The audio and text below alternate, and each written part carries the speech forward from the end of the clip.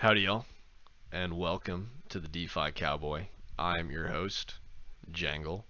Today I'm going to be doing a bit of a post-mortem, a case study on Iron Finance, which has been the farm to be in for like the last month and a half on the Polygon network.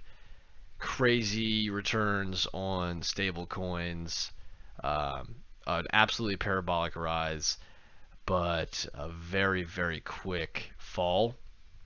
While this was, while Titan was in free fall and this was all going down, I was in the Discord and I noticed that there was a lot of people who had probably way too much money for their level of understanding of the protocol, and so I wanted to take this opportunity to learn some lessons. Maybe you were in it and you got out, maybe you were in it and you got wrecked, maybe you weren't in it at all, but no matter what, we can take this as a learning opportunity to understand why did this succeed so hard and then fail so quickly, and what lessons can we take to maximize our yields and minimize our risk moving forward.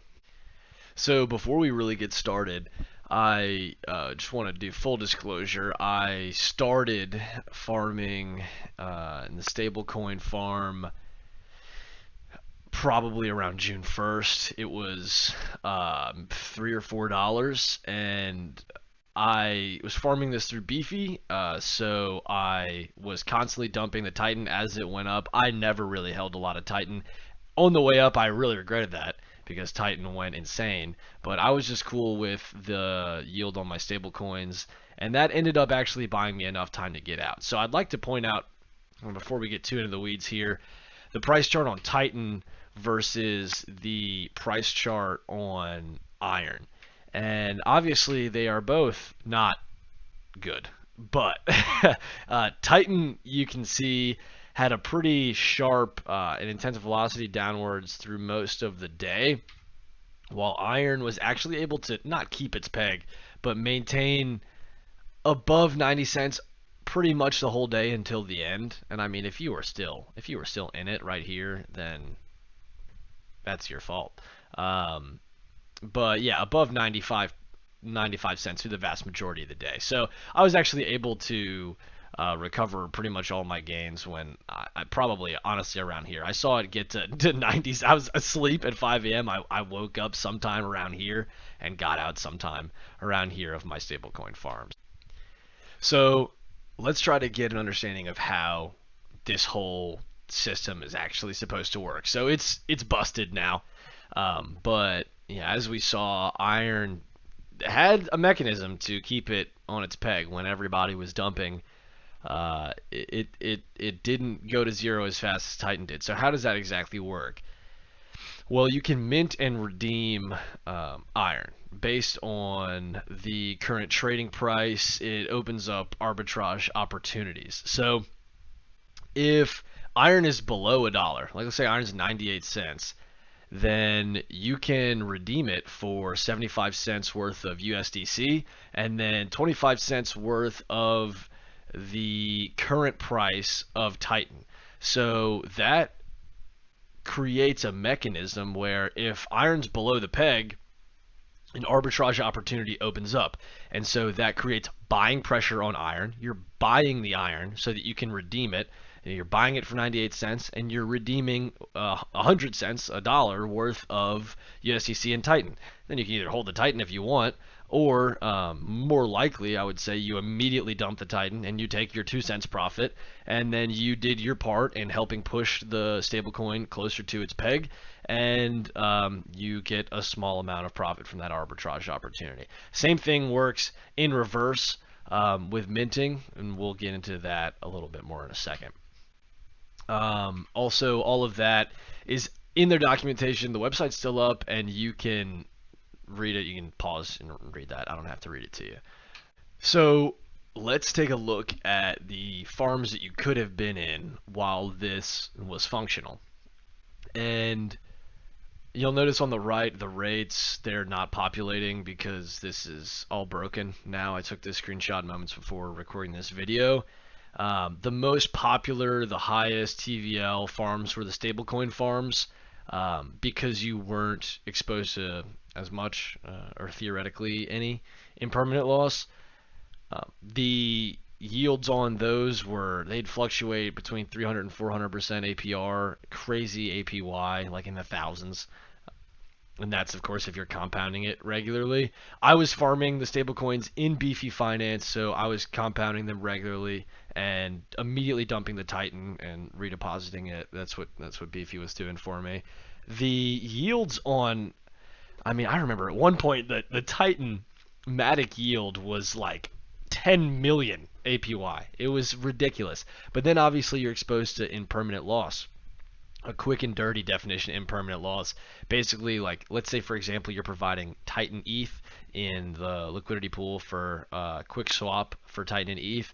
If the value of Titan tanks, then people are selling their Titan and they're buying ETH with it, and the amount of Titan in the pool increases, the amount of ETH in the pool decreases. So by nature, if you are liquidity pooling between an uncorrelated asset pair, not stable coins or not two assets that are performing similarly, if they both go up, awesome. If they both go down, okay, you're still collecting fees. If one goes up and the other goes down, or vice versa, if there's a big difference, and you're going to bag hold whatever does worse, whatever, because it's going to accumulate in the pool, and you own part of the pool when you're a liquidity provider. So like I said, was using BV Finance to do the iron and USDC just to avoid the impermanent loss, and because these farm tokens, y'all, they're obviously very risky. So luckily, I was able to avoid that. But let's talk about the parabolic rise, because in a matter of weeks, I mean, that farm token Titan, it went from like sub dollar to 60. I'm pretty sure it's $63. Now, how did that happen? We have to understand how that happened so that we have a snowball's chance in hell of catching it earlier. And even if you do catch it early, if you're like me, you weren't holding Titan. So like, I got my 1.5% daily. I was getting 1.5% daily return on stablecoin, but I was not riding the Titan wave. So I mean, I have a friend who was doing the other liquidity pools who got out in time, and I mean, he was getting, his gains were absolutely insane because he was riding Titan as well. But anyway, once the ball gets rolling and there's these high APYs and the transaction fees on Polygon are cheap and everybody's checking out the Matic network, and what was the number one farm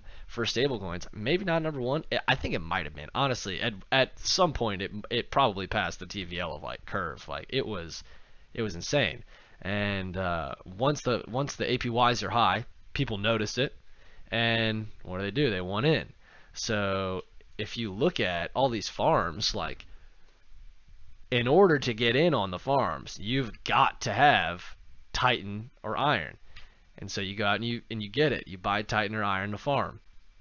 Well, that demand pushes Titan above $1, and then you lock up your USDC and your Titan to mint more, because that's the opposite side of that arbitrage opportunity. We're not redeeming. If Iron goes above $1, well, now you can mint more Iron for a profit. You can put up 25 cents worth of Titan and 75 cents worth of USD, and you can get one Iron that's trading for $1.02. I mean, during this whole parabolic rise of the Titan token and this farm getting more and more TVL, the whole upwards time, Iron was slightly above $1. So minting more and more Iron, people minting more and more Iron, and locking up that Titan, decreasing the supply of Titan. So as more people are entering the farms, the demand for both of these assets increase, and the supply of Titan gets locked up in the protocol, and the USDC collateral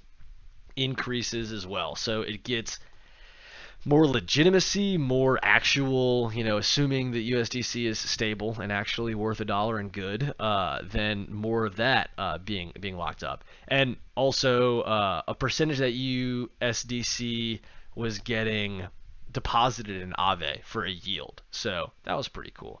I'd also like to point out that market conditions were very favorable for the timing that Iron came out. Like, Bitcoin, I think it was May 18th when Iron launched on Polygon. Everybody's trying to check out Polygon. Everybody's looking for a way to escape the ETH fees. And then the markets had just gotten smacked. And it was a kind of a risk adverse time. So people were holding a lot of stablecoins. People were holding a lot of USDC, and they were, not looking to, on average, the market was kind of anti-risk. It was kind of risk off. So this stablecoin farm comes around where you can get a daily 1.5%. Like, hell yeah, everybody was jumping in on this. So it was just a very good environment for this protocol to exist in. And once it started, it was the gain train it had left the station, and it was a feedback loop that just propelled it into the stratosphere. It was so cool. It was so cool to watch. But it came crashing down pretty fast. So what happened to cause the downwards spiral? So once there was a little bit of downwards price momentum, or we had seen little dips before, like from 12 to $4 on Titan, like 3 weeks ago or something like that. Like, we had seen dips, but the thing is, the APYs never dropped so hard, so that there was always demand to enter the farms, and more people, and that was still pretty early. So when you look at like the amount of TVL, like the amount of liquidity that's on the Polygon network, by June 16th, 2021, today, the day it all came crashing down, a significant portion of the TVL on Polygon had been exposed to this. Everybody knew about this. There weren't very many more people to ape in. Like, we had reached, everybody was in. There was no more noobs to expand to jump in to kind of stop the downwards price momentum. So that's my hypothesis on why, like, we were able to recover from 12 to 4 back up, but the 63 to 40, like, even though it's proportionally, like, percentage wise, like, we had seen that, it was just there weren't enough apes to keep it. Like, it wasn't going to hit 100 trillion. Like, it's got to stop eventually. And then once it hits that wall and there's a little bit of downwards price momentum, let's think about what happens. Confidence lowers a little bit. Okay, maybe iron is 99 cents, 99.9 cents, $0.9999, right? Confidence lowers a little bit. The weakest of the hands exit the farms. They take their profits. Whatever. Iron dips slightly below the peg. Well, that opens up the opportunity to redeem iron. You get iron at 99 cents, you redeem some USDC in Titan, and then you sell the Titan. And so iron gets closer to its peg. But at what cost? A little bit more Titan supply gets unlocked and enters the market. So the price of Titan dips down a little bit. So that downwards price momentum on Titan lowers the APYs a little bit, and we start the loop over again. Confidence lowers slightly. The weakest hands exit the farm. Iron gets a little bit of price pressure below $1, but no worries. The arbitragers can redeem iron, dump Titan. Iron's closer to its peg. More Titan supply enters the market. Downwards pressure on Titan. That happens over and over and over again. That happens constantly. That's why when we look here at the iron price, I mean, you can see right here at 90 cents at 5 a.m., 5 a.m. around here, Titan's still, it's got a lot of TVL locked in Titan. There's still a lot of opportunity to arbitrage, right? But at the end, right here, it got below 90 cents and kept going down because there was no more gas left in Titan, But when Titan still had the opportunity, there was still Titan that was locked up that could be dumped. There was still these poor apes in Discord who were like, oh, it's $40, oh, it's $20, oh, it's $10, oh, we're buying the dip, we're diamond hands, we're buying the dip. Those people were buying the Titan that was getting entered onto the market by the arbitragers who were taking the free money.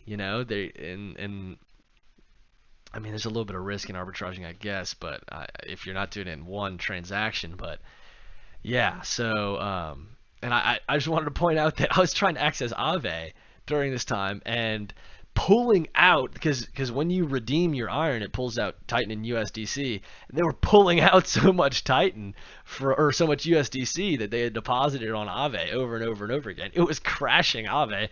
At least the front end, I was having some issues accessing it for a while, but it's fine now, guys. Aave's fine. They're blue chip, but I just thought it was crazy how there was so much interaction between those smart contracts. I don't exactly know how those smart contracts are interacting with each other, but enough to make Aave temporarily inaccessible for me. Yeah, I just thought that was crazy.